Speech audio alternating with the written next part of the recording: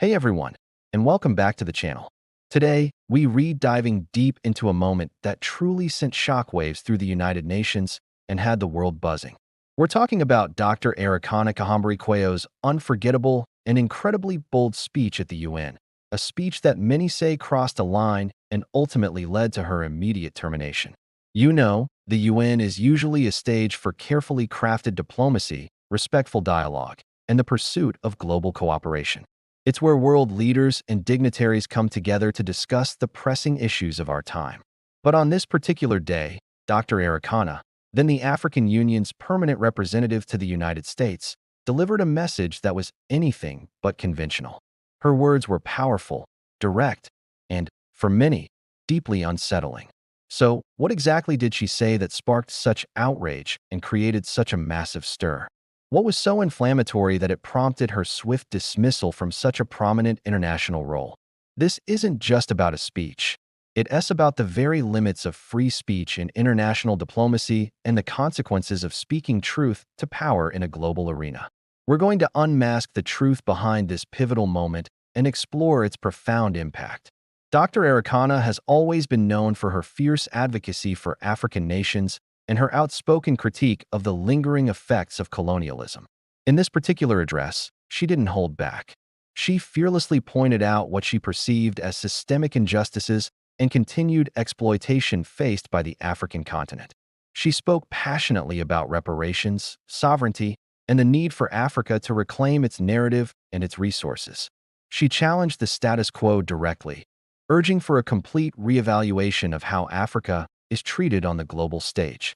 Her message wasn't just a critique, it was a demand for radical change, a call for justice that resonated deeply with many, but simultaneously made others incredibly uncomfortable. Her speech was a raw, unfiltered expression of frustration and a powerful plea for self-determination. She addressed historical wrongs and contemporary challenges with a fervor that few had witnessed in the halls of the UN before. It was clear she wasn't there to simply read a prepared statement. She was there to deliver a message from the heart, a message she believed needed to be heard by the world. She questioned the very foundations of international relations and highlighted what she saw as the continued marginalization of African voices. Now, you can imagine the reaction. While her supporters hailed her as a courageous champion for Africa, many within the diplomatic establishment viewed her comments as unprofessional, overly confrontational, and even damaging to international relations. The UN, an organization built on delicate balances and diplomatic protocols, found itself in an unprecedented situation.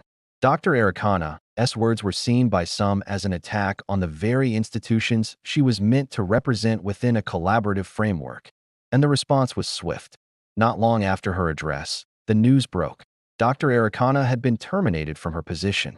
This immediate dismissal sent shockwaves through both diplomatic circles and global communities. It ignited a fierce debate. Was her termination an unjust silencing of a powerful voice, or a necessary consequence for violating diplomatic norms? This dramatic moment forces us to ask some very important questions. Where do we draw the line between diplomatic protocol and the right to speak uncomfortable truths? Does free speech have different boundaries when you are representing an international body? And what does this incident tell us about the power dynamics at play in global institutions like the UN? Dr. Arikana's story highlights the incredibly complex and often challenging landscape of international diplomacy, where the stakes are always incredibly high. Her speech wasn't just a transient event. It became a focal point for discussions about Africa's role in the world, the legacy of colonialism, and the very nature of international justice. It showed us that even in the most formal settings, one voice can challenge the system and ignite a global conversation. What do you all think about this?